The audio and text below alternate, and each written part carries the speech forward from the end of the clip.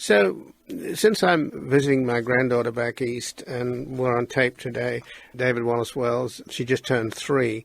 So, give us a picture of what the world will look like when she's about 30 years old, which is, I take it, when you think we reach the point of no return.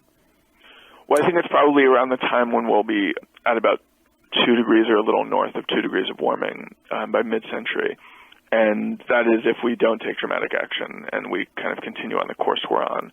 It's also possible that we take some amount of action, which will mean that we'll still end up at 2 degrees or north of 2 degrees, but not as soon as 2050. So let's just talk about that temperature rise. At say 2.5 degrees, we will have begun the irreversible melt of some of the world's biggest ice sheets, which over time, it'll take centuries, but over time could raise sea levels hundreds of feet, several hundred feet. We would have, according to the UN, at least 200 million climate refugees, possibly as many as 1 billion climate refugees. That's as many people as live in North and South America combined.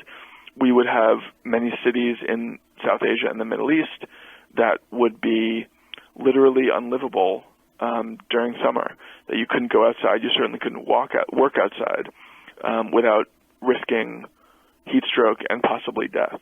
Some of these cities now house 10, 12, 15 million people, and they would be, practically speaking, uninhabitable for parts of the year. Now, we have some time to adjust to these changes. They're not going to happen overnight, and so it's not as though there's like one door is open and then suddenly it's shut and we're in a whole different world. That's not how climate works. It's not binary. It unfolds slowly over time, and we will adjust accordingly. But if we get to a place in 2050 where whole parts of the Middle East and South Asia are, practically speaking, uninhabitable, that will really have a dramatic impact on our global politics and our economies. And I don't think we can sort of walk blithely into that situation, assuming that it will work itself out. Even if it is the case that some features of it will work out, we will continue to have something like civilization. We will continue to have something like recognizable forms of modern life, but they will be so transformed by these forces that looking at them from the vantage of today, we might not even recognize them. And that's really the sort of central subject of my book, not just what's going to happen to us, but not just what climate change is going to do, what it promises, what is coming down the pike, what is scheduled to happen, but what it will mean for the way that we all live together on this planet, how we will organize our lives, where we will look for meaning, how we will understand ourselves in relation to nature, how we will understand ourselves in history. And I think there are some real profound changes on those fronts to come. I think it's a whole area of inquiry. I think of it as kind of the humanities of climate change that really hasn't been explored yet. And I think some of those impacts will be more profound even than the direct impacts of climate change. So when would the ocean be lapping at the doorsteps of Mar-a-Lago down in Florida? Yeah. Well, I think those risks are actually quite around the corner. I mean, most of South Florida is really low-lying and really vulnerable to sea level rise. I think that those lands are unlikely to be livable at some point in the second half of the century. I think it's going to require that little sea level rise. Now, there are some accommodations we can make. There are some protections we can build. We can build seawalls. We can move people off the coast because, again, it's not something that one day you're going to wake up and a whole city that was above water is suddenly underwater. But all of that infrastructure building is really expensive. And frankly, since it's happening everywhere in the world, it will require prioritization and sort of rationing of resources. And that raises another big question, which is climate change is universal. It will affect all of us. It will affect all of our lives, but it also affects us unequally. Its impacts are distributed unequally, and unfortunately, resources will be distributed unequally too, which means that those most in need, the global poor, the global south, are likely to be even worse off, relatively speaking, 50 years from now than they are today, because those of us living in the relatively affluent corners of the world will be able to do some things, probably a lot of things, to protect ourselves. But those people living in the equatorial band of the world, in the low-lying regions in, say, India and Bangladesh, will be able to do much less.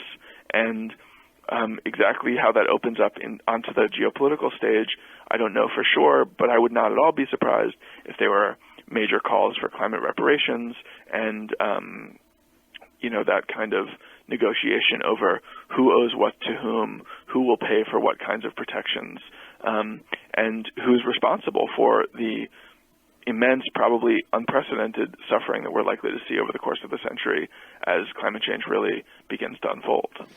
And of course, what's so scary about the process of climate change is that it's self-reinforcing. It accelerates. In other words, as the more the Arctic and Antarctic ice melts, the less light is reflected back out into the atmosphere from the white snow to the dark ocean, then increases. And then the tundra, of course, melts and releases more methane, which is the most pernicious of global warming gases. So that is unfortunately how it is in terms of science. It accelerates. So just in the last minute, let's talk briefly about the example you give in your book about how Syria, that country that's literally died before our eyes, is in many ways an example of what happens with global warming, because global warming did play a part in the disintegration of that country. Yeah, the civil war that took place a few years ago in Syria was not, everybody's careful to say it was not caused in a simplistic way by climate change, but climate change was a factor because it was a drought that produced a kind of famine that led to civil unrest and war. And, you can look next door at Lebanon. They went through similar climate conditions and they didn't have a civil war. But my perspective on this is that if climate change makes some event more likely, it's sort of dismissive to say that it was not a cause. So I think it's quite fair to say that that it's not